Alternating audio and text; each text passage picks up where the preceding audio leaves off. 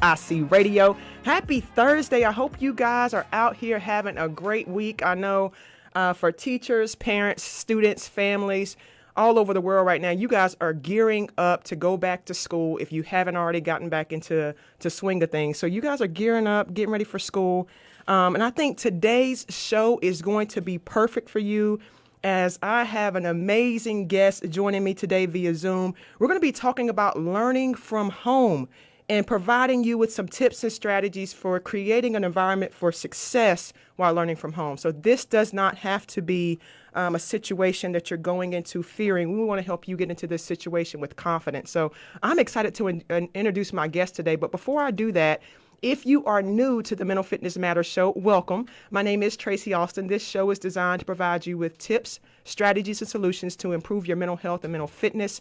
You can find other shows on podcasts. So if you're a podcast listener, please download the Mental Fitness Matters podcast and subscribe to the show. Whatever your listening platform is, you can find it there.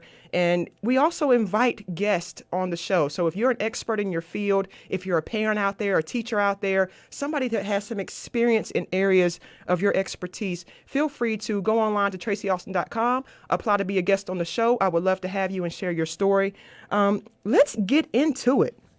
Today's guest, I have the honor of having Cindy Utzinger on my show. She is an author of the book, Why Is My Kid Doing That?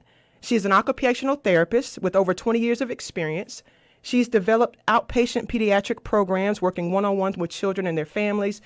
She's a keynote speaker. She's been on several podcasts as a guest, and she's super passionate about what she does. And I am just honored to have her this morning. Cindy, welcome to the show.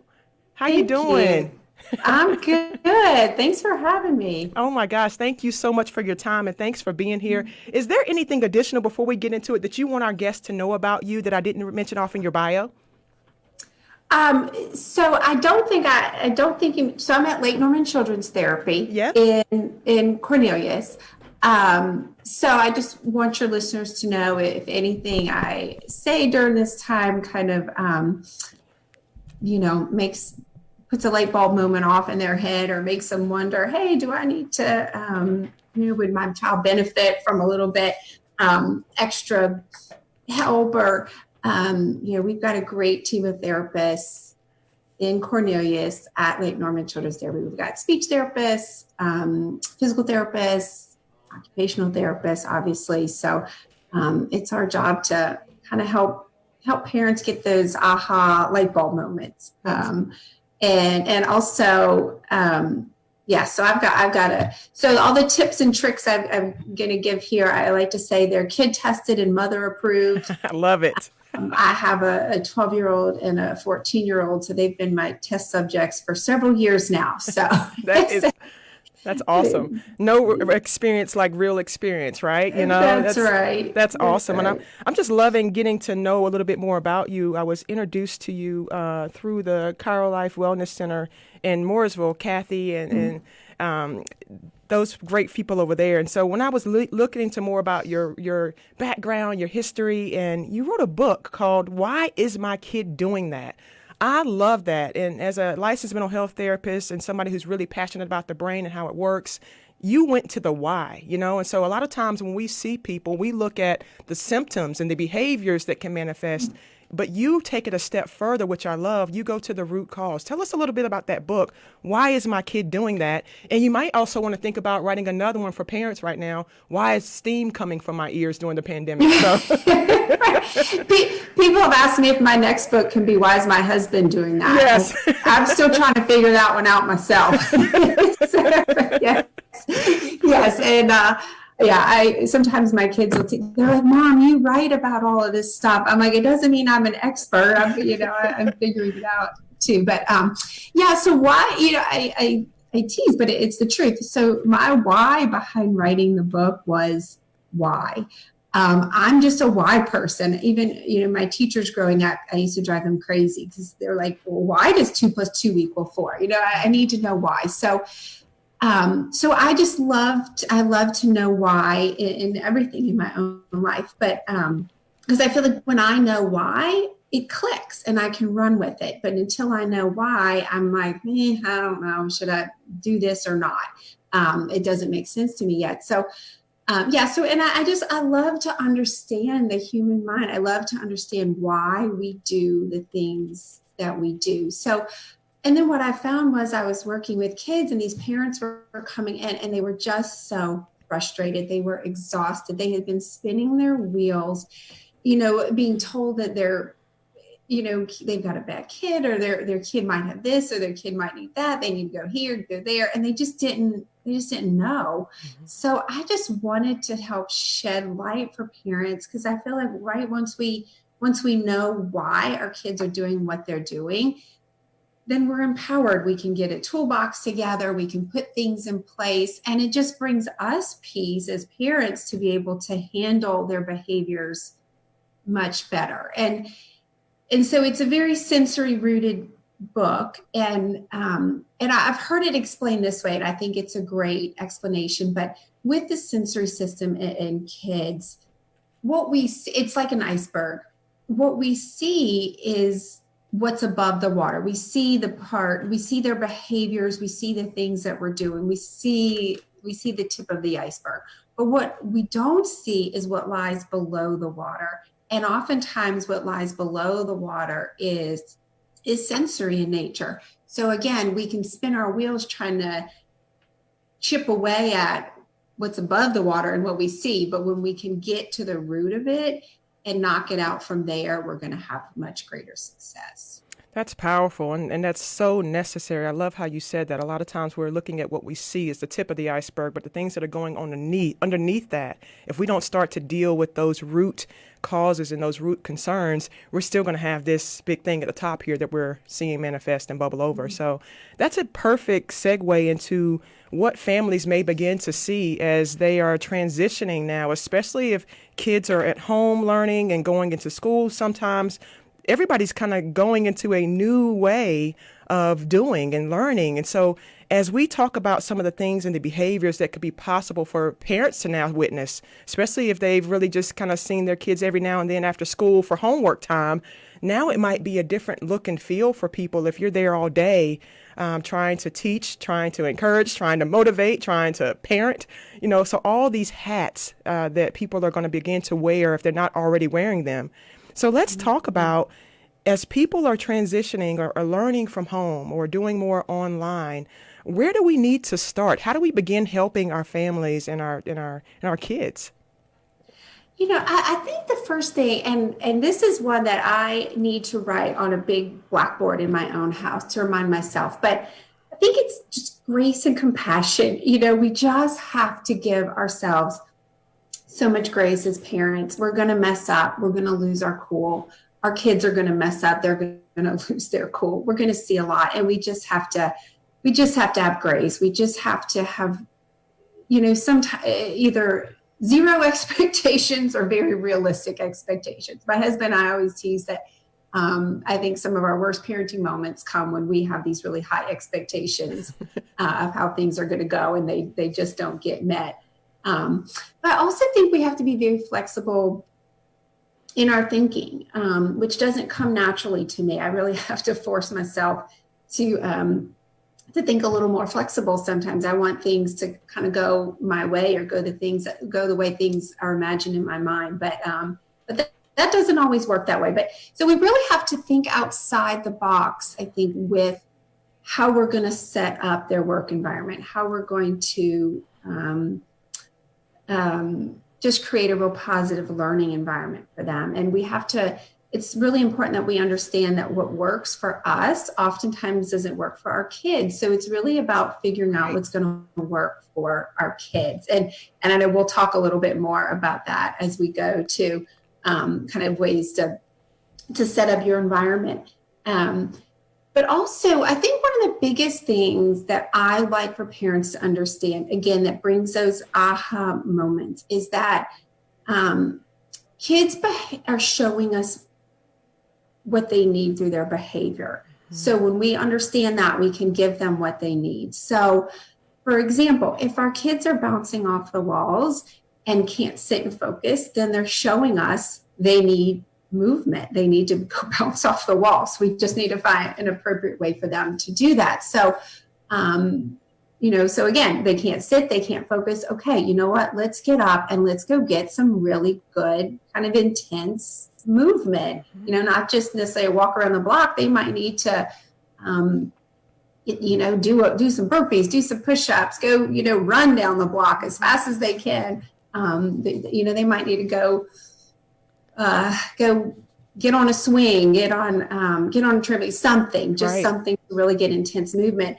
And then the opposite, so when our kids are melting down, they're showing us they're done, they're overstimulated, they've had enough, they're they're overflowing. So I find, and again, I'm really bad about this because I love to talk, and if there's a problem, I want to talk my kids through it. They often need time alone. So when our kids are melting down, a lot of times, again, they're overstimulated, they've had too much. We need to back away and respect that and give them some time to themselves. And so one of my favorite tricks that I've utilized with my own kids is a time in, or I've also heard it called a chill spot. I can't remember the word, but anyway, so instead of a timeout, it's a time in. So you know what? Go to your place filled with your favorite things. It could be a little corner in the room with your blanket, a pillow, Legos, coloring stuff, music, whatever their favorite things are that are comforting to them. You know what? Go take a moment to yourself, regroup, and now come back. And now we're going to have a lot more success because they've had that time to do that. And again, and I think right now, because they're learning from home, I know it's so hard, but a lot of our children don't work really well in a traditional school environment. So we can almost use this to our advantage to, again, be creative, think outside the box, give them the environment and the work set up and the time that they need, because there isn't as much the same pressure that's on them in the classroom. We don't have to necessarily apply that at home. Yes. And so what I'm hearing from you, Cindy, is a lot of times being able to start with creating the environment. So you mentioned a couple really good nuggets as you started out the conversation, that what you may need as a parent or a teacher may look completely different from what the needs of your child may kind of present for themselves. So if you're seeing movement, or you're seeing hyperactivity, or you're seeing being easily distracted, so if we can go to like an extreme case of somebody who had a hard enough time trying to stay in the classroom and focus, let alone now being at home where it's a little bit more comfortable and having to just do work all day there. So if you're starting to see things like easily distracted, moving all the time, not really engaged, that may be a good time to kind of have some things already set up in terms of movement breaks. I heard you mention possibly doing push-ups or exercises or going for a walk. So it sounds like incorporating time in a place. If you're seeing these types of behaviors start to show up, maybe this is a good segment for, let's go over here and go outside for a little bit, take a 5 to 10 minute break, go to the park, do something active. But what if they're in front of the screen and the teachers are online and you have to kind of check into your classroom? How do we provide a solution? Let's say kids are easily distracted, off task, they're bored, but now they're watching their teacher teach, and parents are like, I want Johnny to stay engaged. What supports can we offer? Because this will probably happen several times throughout the day. What do you do when you can't necessarily be as flexible as moving away from the screen, but having to still be engaged? How do we still get this activity rolling? So one of my favorite things is just to think about alternative seating. We have the luxury. They don't have to sit at a desk all day like they did in the classroom. So yes, they have to be in front of the computer, but they don't have to be sitting in a traditional chair to do so. So again, for those kids who really need movement, and let me preface that by saying it is so important that we understand that movement helps to neurologically organize us. For anybody who likes to exercise, you get it, right? If you go exercise, you come back and you're much more ready to focus on your work. So our kids need movement. It neurologically organizes us, gets our brains ready to focus. So when we can allow kids even just little opportunities for movement, we're neurologically organizing them. So One of my favorite tricks is, or I'll just kind of list some of my favorite alternative seating options. But an exercise ball is great because, again, as you're sitting on that ball, you get to just kind of, shift around, get some wiggles out. If you have a beanbag chair, that's great too, because that just when the pressure of a beanbag chair kind of enveloping you is neurologically organizing. My kids like to do their work sometimes sitting in a hammock or an inu. And we don't even have trees and we don't have many trees. So, my daughter's got hers strung from 2 columns on our porch. But again, that inu kind of envelops her, and she can bring her computer out there, and she's good to go. An office chair. I love chairs that spin. I'm actually sitting in one myself right now because it helps to organize us, that little bit of movement. So if you have an office chair at your house already, great. There are some fairly cheap ones. I've seen some at IKEA really as low as like $19.99. Target even has some, I think, like around $35. But that opportunity to kind of wiggle in their chair is great. A rocking chair. Even laying on their stomach, if they get to lay on the floor on their stomach and kind of, prop their head up on their elbows with their computer in front of them, they're getting more sensory input through that deep pressure from laying on their stomach. Mm-hmm. So again, just think outside the box. And I'm still hearing you kind of say the flexibility piece in this, because with the spinning chairs, with being able to lay on the floor, kind of having some time to kind of get up, sit down, helping parents to not be so focused on their kids moving around, but allow them the opportunity to move around and not be called down for that. Let them move, let them bounce, let them kick their legs, do whatever they need to do, because it does stimulate beta in the brain. That brain activity for being alert and more focused needs to become activated. So I love that, because that flexibility and having several options of alternative seating, alternative learning is going to help that transition be a lot less frustrating for the parents who are just having to call down, stay still, sit up, sit straight, and the kids where they can just be, right? They're still engaged, they're still paying attention, but we don't have to be sitting straight up in a chair like this all the time, right? I like to remind parents that we can say sit still all day long and we're wasting our breath. Yeah. We're just going to end up with frustrated children, and we're going to be frustrated. So when you see them moving, it's like, yep, you know what? Go ahead and move. Do it. Let's find just ways that you can do it, appropriate ways that you can do it, and still get your work done. You had a really good, I want to get to this real quickly too. You were talking about using food to kind of help focus you and kind of bring you back to attention. Talk a little bit about that. Right. So we've all kind of heard about, foods, watching sugar, watching food dyes, that types of things. But the physical quality of the foods that we eat can actually help us focus too. And a good example is when we're stressed out, what do we reach for? I have a feeling I'll reach for something pretzels, chips, something, gum, something I can sink my teeth into and really kind of gnaw away at. Well, the reason for that is we have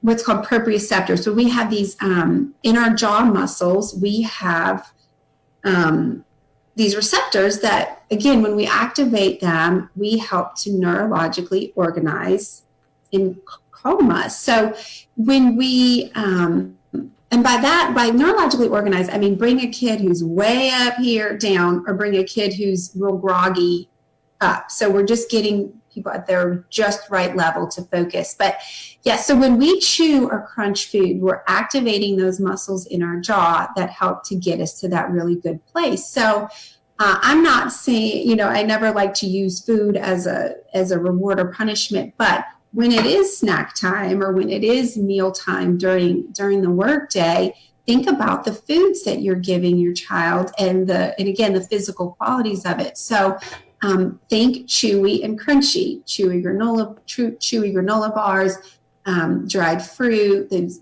fruit leathers, cheese sticks, pretzels, carrot sticks, apple sticks, or apple slices, and gum. If your child is old enough to chew gum, there's gum chewers out there and there's non-gum chewers, but you can tell a gum chewer when they are chewing gum to focus, right?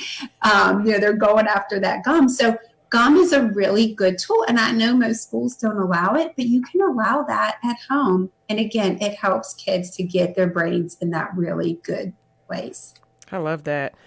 Using what we have, and it's about being creative, and having fun. Let's talk about at least just coming into this with a mindset and perspective to have a good time, right? That we're going to create an experience that we can have fun, we can be flexible, we can create things that the kids enjoy, that they want to do. Go ahead and create a list of movement type activities so that you have those at your disposal. So when the school day starts and when your day starts, you have these tools. You mentioned that toolbox. You have a toolbox full of resources that you can grab from that you know may be an option if these things begin to pop up. So having fun and being able to be creative is key. What else would you like to add? We have about 4 minutes left. Okay. Well, you said the list. I'm a list person. Yeah. I love to have a list, and I think it's great. So if you kind of have a list of okay, so you can sit here, you can sit there. These are your seating options for today, and when we take a movement break, these are some things we can do. We can go, number 1, run around the block. Number 2, do some jumping jacks. Number 3, dance. Again, just have all these different things listed so your kids can choose and be a part of it. I think that's a big part too. Kids like to have some kind of sense of control. But 2 quick things. So music is so important too. And I read this recently that music does for your brain what Adderall does. So we can use music in our homes. Again, maybe not while they're on a Zoom call with their class, but while they're doing work. Let them create a playlist of music that works for them. Love that. Whatever music helps to get their brains in the right place. Let them listen to music. They can, each of your kids can be sitting around the table with their headphones in, listening to their music that gets their brain in the right place. But also another great tip I wanted to share is the use of a timer. So I like to give the example. So if you said, hey, Cindy, I need you to do push-ups. I'll tell you when to stop. Just do push-ups until I tell you to stop. I would probably go at it pretty half-hearted because I wouldn't know if I'm going to have to do push-ups for 3 hours or if you want me to do 5 push-ups. Yeah. But if you tell me, Cindy, I need you to do 5 push-ups, then I'm going to really go after it and do those push-ups really well. So when we set a timer for kids and we say, look, you need to work for 10 minutes. When this timer goes off, you can dance, listen to music, go outside and run around for a few minutes, whatever it is, have a snack break. But when they have a concrete amount of time that they have to focus for, and then know that a break is going to come on the other side of that, I think we're able to get a lot more good stuff out of them. I like that. So, again, it's a simple strategy, but it works. It's powerful. Like you said, they have the expectation. And Cindy, we are coming up on a minute. I want to make sure people know how to reach out to you and contact you. We're going to bring you back for a live show in a couple weeks. And so tell us how they can reach you. So I have a website that www.cindyutzinger.com. So you can reach me through that. Again, I can be found physically at Lake Norman Children's Therapy in Cornelius. But I have a blog on my website. My book can be found through both my website and Amazon. Again, that's Why Is My Kid Doing That? And you can find me on Instagram or Facebook at Why Is My Kid Doing That? We appreciate you so much. Thank you for your time and your expertise. I want my Mental Fitness Matters community to go out and shine bright like the stars that you are. You can learn from home. Make this exciting. Make this creative. I can't wait to see you guys next week. Thank you for your time, Cindy. Good to see you.